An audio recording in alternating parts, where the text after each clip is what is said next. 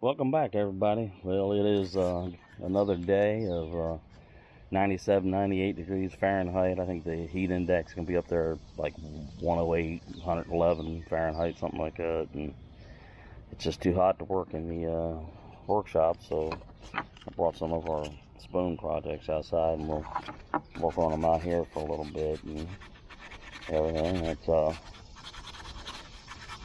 Yesterday was the 4th of July here in the United States, and we had a few pop-up storms, but nothing, good enough to break this drought and stuff and whatnot.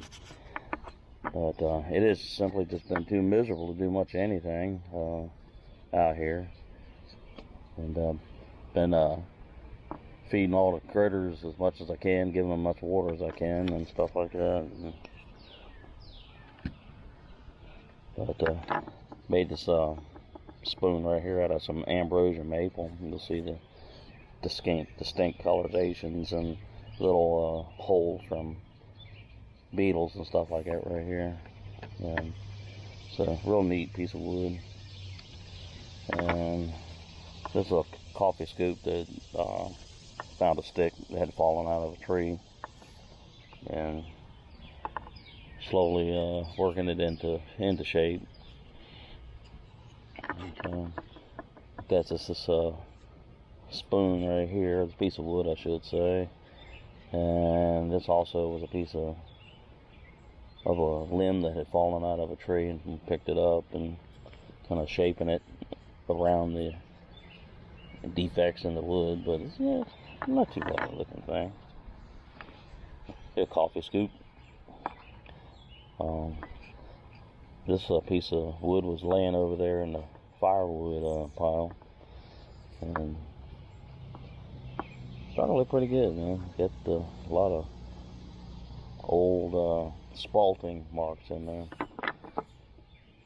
And this is a piece of spalted maple, and I'm not even sure how old this piece of wood is here. I'm going to say it's old, quite old. But like I said, it is some kind of hot. So trying to work inside the workshop is not exactly something that I look forward to doing right now. So we'll do what we can out here. I've talked to a number of folks that have expressed an interest wanting to be able to do carving spoons and stuff like that.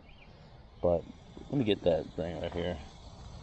But it really is, I mean, you can really get sophisticated in your efforts with scroll saws and all that stuff. But really, just get yourself a spoon blank like this, a plastic spoon or something. Lay it on a piece of wood, and trace the outline. And then once you get to that point, you can get one of these hook knives for a few dollars on Amazon.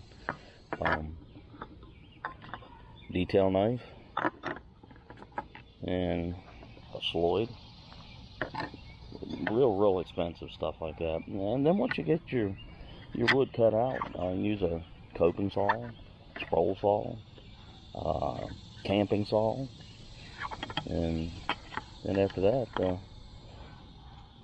just get, like, you could even take your drill bit, and start hollowing the space out until you got to the point where you could take it. Now, green wood is easier. This is seasoned wood, but even seasoned wood, you can lay down a little thing of water overnight, and it gets much softer. But like I said, it is miserable out here. It's dry. The garden is still producing. Using a lot of this drip irrigation systems and stuff like that. So we've got a pretty good amount of tomatoes and cucumbers and stuff. The peach trees and everything did really well. Plum trees did really well. Cherry tree did okay.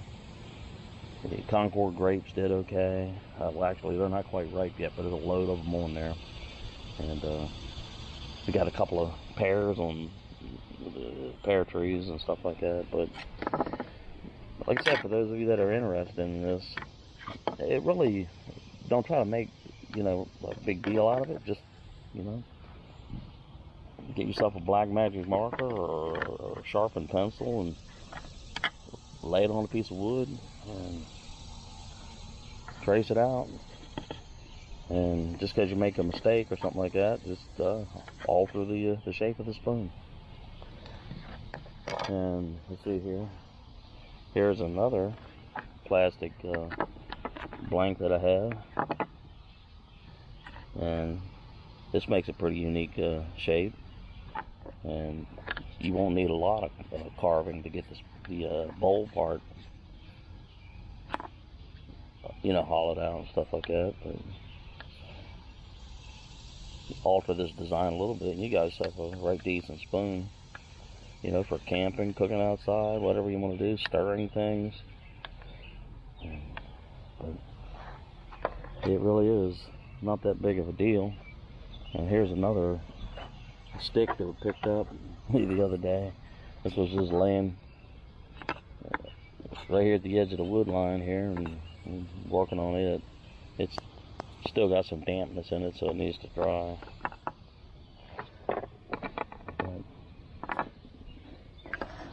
Let's see here, let's work on this particular coffee scoop for a few minutes.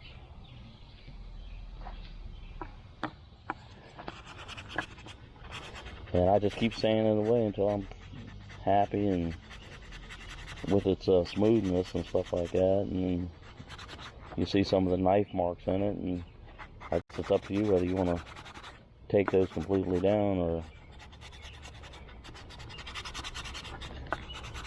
But you keep sanding it away, and some unique patterns begin to show up. Things that you really couldn't see when you were first started cutting. And that's what I say, just because you think you've made a mistake or something like that, don't stop. Just keep going. You may be surprised at what shows up. I mean, you can see here, it looks like where a limb came out right here. And let's see here. So even like this, you can see where at some point in time a small stick or twig or something came out. And this piece of wood here had holes in it, and we were able to patch it up using wood glue, stuff like that. But you can see where another twig came in, and another one over here.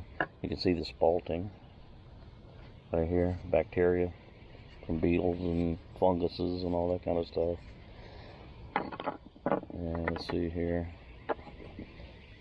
perfect example. You can see where a small twig would have come out here, and the inside of the bowl there, you can see where you have a little bit larger limb here and one over this way.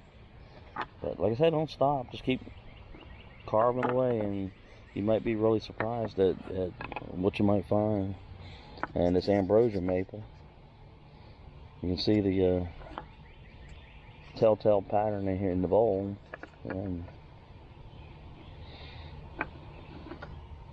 But I like doing it.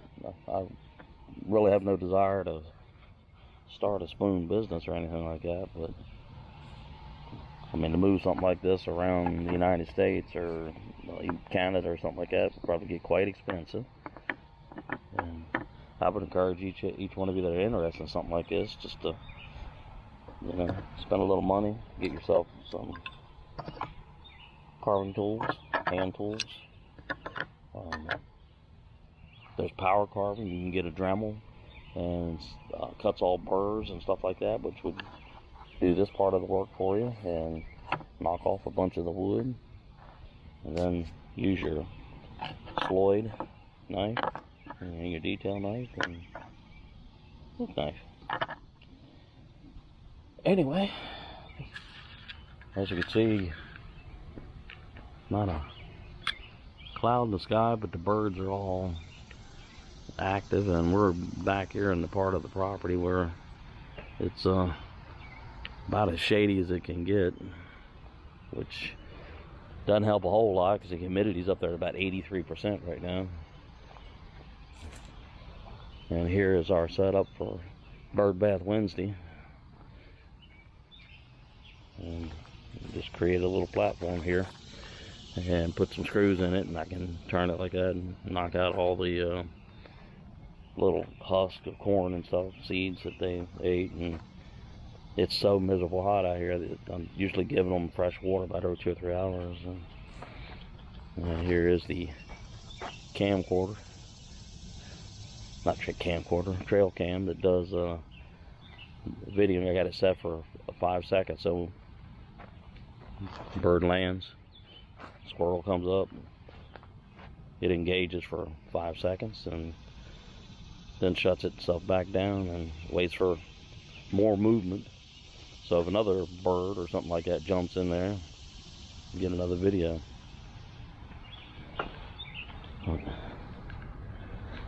Let's walk around the garden real quick. As you can see, everything's green, but man, oh man, is it dry. There's one for these solar irrigators. I don't know that anything would be doing all that well. So here's your grapes. And we got a really good amount of peaches off the 2 peach trees. And you see some figs. Okay. The cucumber patch is still cranking.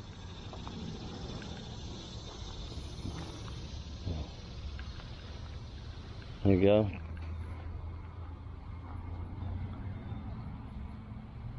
Couple of pears. This tree's only like 1.5 years old, so for it to have produced anything, it's kind of surprising. I figure we'll probably have about another 3 weeks before the Concord grapes here start ripening. For some strange reason, they like this dry heat. When it gets too wet, you get a lot of mildew issues and stuff. Anyway, hopefully y'all have a great July day. And since I know Southeast Virginia here is not the only place that is hot and miserable, y'all take care and be safe. I know there's places that when I say 97 degrees Fahrenheit as an air temp and 108, 111 as a heat index, y'all said, hold my beer. But I guess at this grand old age of 63 years old, I feel it more than I used to. So y'all take care, man.